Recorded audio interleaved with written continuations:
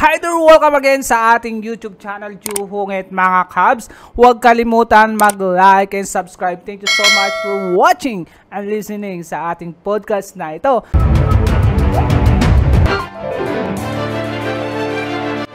Ngayong ating podcast guys ay yung about tungkol sa Bukana Bridge na dati ay 1.3 km at ngayon di kaya nagbabiyahe sila ng 2 hours dati. Ngayon ay 20 to 25 minutes na lang yung kanilang biyahe dahil sa inauguration ng ating Presidenteng Marcos. Daming mga bumabatikos dahil dito guys. Dahil daw ay inangkin ng Administrasyong Marcos yung proyekto ng dating Pangulo nating Duterte, kaya yung ibang netizen ay talagang hindi sang-ayon sa inauguration ng ating presidente na si Presidente Marcos ngayon mga Cubs. Kaya dapat nga ay, 'di ba? Masaya tayo mga taong bayan dahil ay merong mga proyekto na nagawa, 'di ba guys? Kung ito ay naumpisahan noon o natapos ngayon ay dapat pasalamatan na lang, hindi yung magsisihan at yung mga lalo na yung mga anti at saka mga pro ay talagang hindi nagkakaunawaan sa social media dahil tungkol dito sa Bukana Bridge sa Davao City guys. Kaya ito ay sinabi ng ating presidente na nung July 2022 ay naging approval ito ng Chinese na mga gumawa ng Bukana Bridge na ito.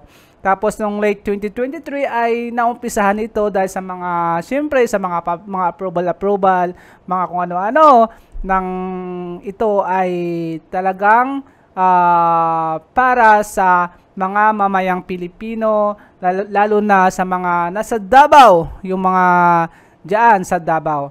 Kaya itong 2025, December 25 ay patapos na guys. Kaya ito ay inaasahan ngayong December 15 na magbubukas at December 20 o 25 talagang totally ay para na sa mga publiko na mga sasakyan ay makakadaan na dito sa Bukana Bridge.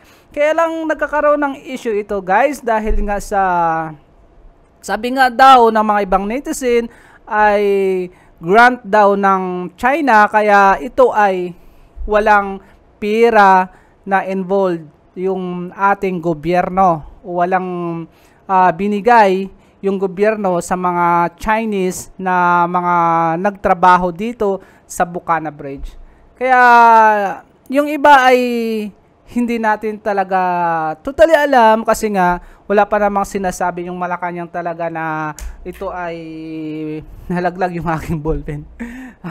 Ito ay talagang, 'di ba, na ito ay binigay o grant ng Chinese government sa atin dito sa Pilipinas, dito sa parte ng Davao. Kaya dapat ay pasalamatan na lang guys. At syempre kung ito ay sa kapanahunan ng dati nating Presidenteng Duterte, ay syempre sa mahaba-haba ng panahon ay hindi naman agad-agad matapos itong project na ito. Kung ngayon ay natapos sa kapanahunan ng ating bagong presidente na ngayon ay malapit na rin patapos yung kanyang termino na si Pangulong Marcos, di ba guys? Kaya dapat ay pasalamatan na lang natin. Syempre ganun talaga, di ba? Halimbawa naman sa mga inutang ng dati nating Pangulong Presidente, kanino ba yon? Sa kanya o sa ngayon sa administrasyon ngayong bago, 'di ba? Syempre ay talagang mapupunta sa bagong pangulo na naman yung mga inutang ng dati ng mga gobyerno natin na nanungkulan, lalo na yung ating presidente dati si Duterte, 'di ba guys?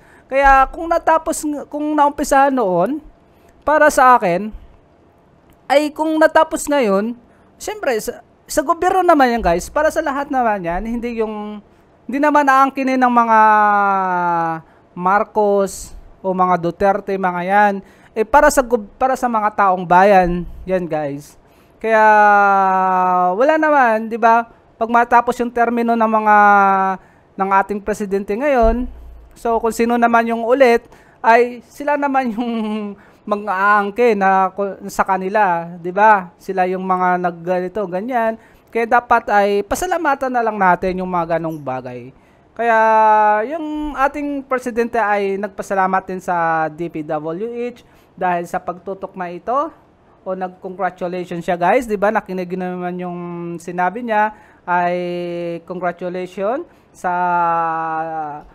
attention ng DPWH at sa mga kasamahan nito ng mga construction at mga workers dito yung nagtatrabaho sa Bukana Bridge na ito dahil ay talagang believe yung ating presidente sa mga Chinese na ito dahil mga bago yung mga teknolohiya nila daw at maganda mga infrastructure at tamang gastos at tamang presyo lang guys. Kaya wala siyang nakitang mga talagang talamak o ito ay corrupt, 'di ba? Bawas sa budget, kaya talagang tamang-tama lang yung gastos at yung presyo ng paggawa ng Bukana Bridge na ito, mga cabs.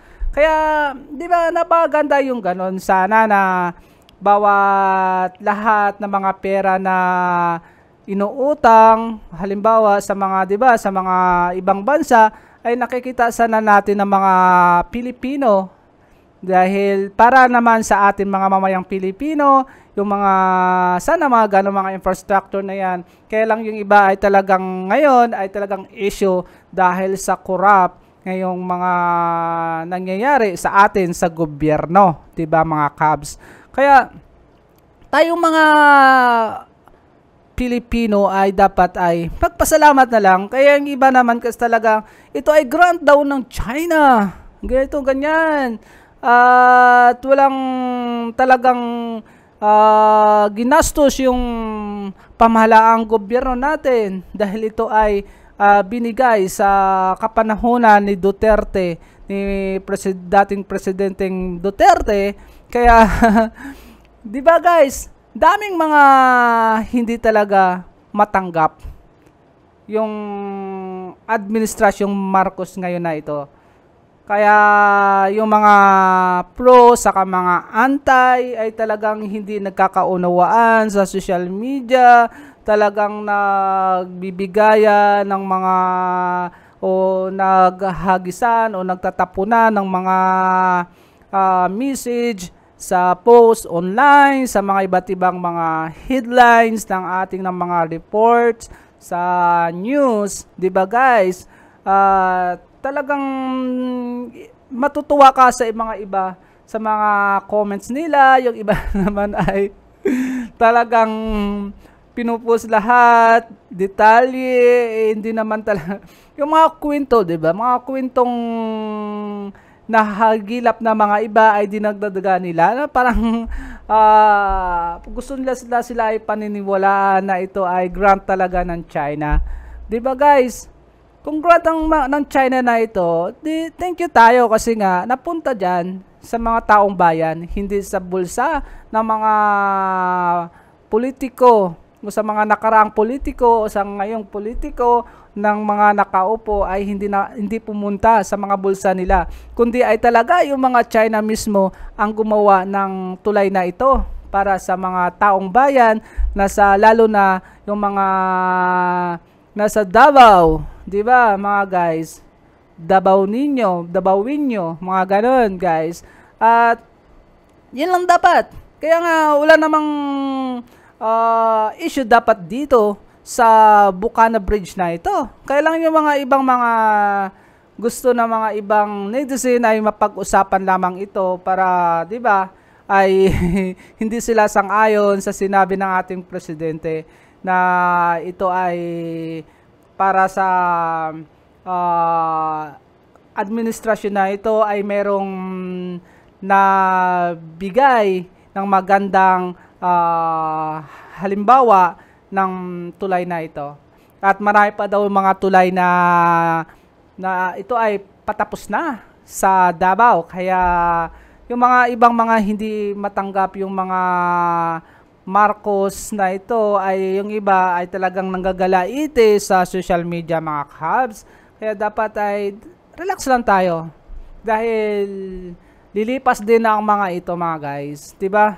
Lilipas din ito sa mga tamang panahon. Kaya kung sino naman yung susunod nating presidente, yun ang ating dapat ay syempre doon naman tayo, hindi yung kukontrahin natin. Kaya ganun lang guys yung ating podcast ngayong araw dahil sa Bukana Bridge na ito. Yung mga ibang netizen ay hindi tanggap yung pag-anunsyo ng ating Presidenteng Marcos na ito. Maraming salamat guys for watching and listening. Buhungit, we are out. Peace.